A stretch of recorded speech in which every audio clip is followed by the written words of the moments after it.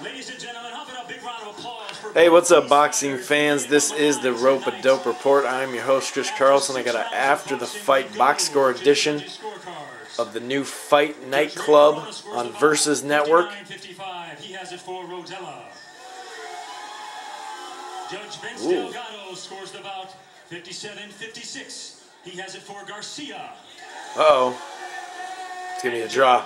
Alejandro Rochin scores the bout 59-55. Oh, what? For your winner by split decision, and is now the new Quaker State Durability Champion. Whatever that means. Quaker State Champion.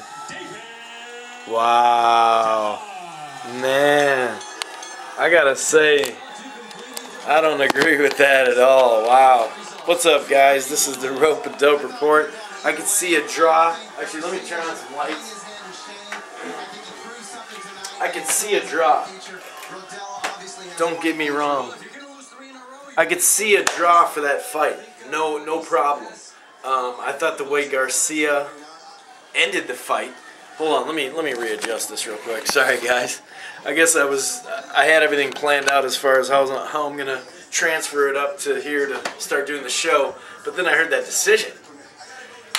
Anyway, I had a Garcia at least a draw. I thought when you lose in a 6-round fight, when you win the last round, I think you gotta win the fight, or at least a draw if it's a tight fight. That's tough to say. That's tough to say. Hopefully there's a rematch. Anyway, this is the Rope-A-Dope Report. I'm your host, Chris Carlson. Just trying to break down the new Versus Network. It's a fight night club. It's something every Thursday. Let me turn this down a little bit. I'm sorry, not every Thursday. Every month. Once a month in downtown LA at Club Nokia. It seats, let me get this right, 2,700, I believe, something like that. It was sold out tonight. Let's just get in these fights, and then I'll talk a little bit about the whole thing, and I think Golden Boy is on the right track with this show. Anyway, that fight, I believe, that was the fight of the night. This is another good thing about Golden Boy. I'm going to talk about Golden Boy in the show a little bit here, but they offered $1,000 to the fight of the night, and I think, as far as the way I heard it, I think I heard it right, that they actually, both fighters get $1,000 each. So that's a great incentive for an old vet trying to get a young guy, or two young guys going at it, or just a young guy up and coming that doesn't have a lot of money. That's a pretty cool little thing. Anyway, that last fight was the fight of the night. It was, well, you guys saw who won. Again, I thought Garcia. Actually, Garcia in the fight before this, Luis Romas, both have kind of that Juan Manuel Marquez style, the way he throws a punch.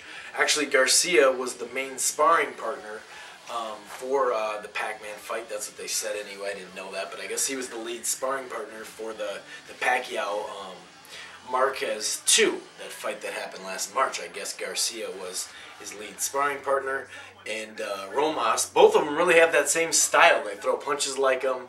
They dig to the body. They're very exciting fighters to watch, but they take their time, especially Ramos. Anyway, I do think Garcia, it was either a draw in the main event. I think it was at least a draw. Let's talk about the other fights. The first fight, I got to admit, I was actually doing some stuff, Leave It in the Ring, the boxing show. I was on that, and so I was watching this fight, and it was a really good fight.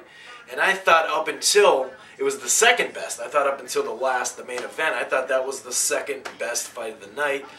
It was Lopez versus Serrano, I'm sorry. Like I said, I don't know the outcome of this fight because I was on the radio, so I watched most of it. But I actually switched the channel real quick and didn't get to see the decision. I'm not going to lie. So I don't know who won it, but it was a really good fight. I think I had Serrano up as far as I see. I kept track of it. There was only 4 rounds. So anyway, there was, 4-rounder, and the rest were 6-rounders. And there's something to be said about 4 and 6 and 8. And they even said that they're going to have some 8-rounders.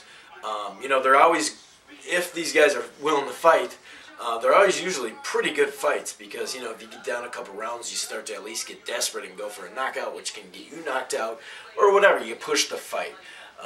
The second fight was Charles Huerta against Lopez Jr. I think it was a 3rd-round knockout. Hirata? I don't know. I didn't even see the fight. I saw just the end of it when they announced it. So there was a third round.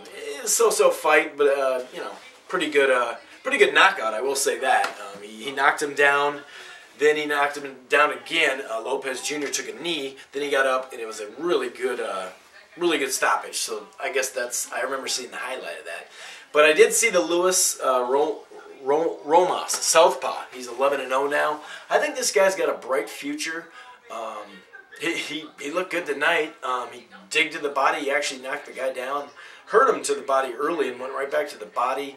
All the commentators tonight who did the broadcasting, they were saying, you know, he's a really fundamental good. Takes his time but still presses the fight. He does look like a lot like Marquez. I like this fighter. He's only 21 years old. And, you know, the guy fought him pretty tight, and he didn't rush for the knockout. A lot of young guys, you know, their first time on TV, or maybe that wasn't his first time on TV, but, you know, on national TV, a lot of guys knock a guy down in the first round, and they try to, you know, spaz out and waste punches and maybe even punch himself out going for the knockout. But he was patient, and he got him in the 5th round with, I believe, a right hand. Yep, a right hand. It was a really great shot, and so that was a great fight. I do want to talk about this Garcia Rodella. The guy Rodella did win.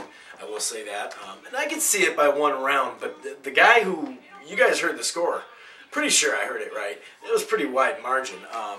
There was a weird thing that actually Rodella? Rodella got hurt right at the end of the 3rd round, and he did one of these, you know, and he was all pumped up at the end of the round. He went down, you know, and or went over to his corner after the round, and I guess his corner was really on him. He said, "Calm down," but I got to give him credit because he came out in the 4th round and really was hurting. Clean right hands, setting up the jab. He's long and lanky. He was hurting Garcia. And actually it was weird because the 4th round, Garcia did this little, I don't know if you guys can see it, but he kind of just huddled in the corner. And out of respect, David Rodella was like, "Ref, you going to stop this?" And it looked like the ref was going to get in. It was a really weird situation. But no matter what, it should have been a knockdown. And maybe that's what some of those scores were about. Because he did touch his glove. It looked like on the replay he touched his glove. Floyd Mayweather, that's the only time he's been knocked down against Zab Judah. He touched his glove. Wasn't the same exact off-balance stuff, but it was like that. And actually, they say he touched a glove against, I believe, Hernandez, Floyd, back in the day. That was more like it because he hurt his hand and turned his shoulder and touched the mat. Although if you look at the replay, he really didn't in that fight. But this fight, you could pretty much tell. Maybe that's what some of those judges went. They just went off their own, like, hey, we're going to give him a 10-8. Or maybe that he was that hurt, the judges gave him a 10-8. I guess I never even thought about that. I'm kind of watching it live.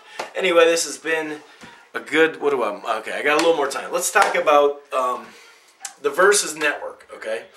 The Versus Network, I like the idea with Golden Boy. It's called Fight Night Club. It's once a month. It's in LA. And if you start to work your way up, you might be even able to go to the Club Nokia Theater, which seats a little more. And then obviously, when you become a star, you can go to Staples Center right across the street. But I like the idea because it's once a month.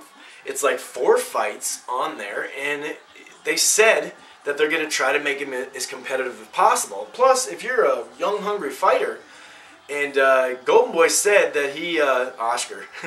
And people, you know, representatives of Golden Boy said that they get a lot of calls trying to get fights, and so they're going to start putting them on there and put them in tough fights and just say, hey, you're going to be in a tough fight, and maybe you can even get signed off that or get signed from somebody else. No matter what, I think it's a great idea. Think about it. If it was 3 months on Versus, once a month, and they just did a random bout, you know, a good bout, and have their own card, that would be 4 fights in 3 months. You know, I think that's really good considering, you know, it's not like HBO. Usually people know someone with HBO, but everybody knows someone with cable. So I think it's a great, let me see, 9:30, I got a little time. It's a great way to bring prospects up. I mean, even this right here could be a rematch. That Romas, he might build enough to where he fights one of these guys. He may fight Garcia or fight somebody, and they can move to the theater. And I just think it's a great idea. Anyway, this has been the Rope and Dope Report. I'm your host, Chris Carlson, and peace.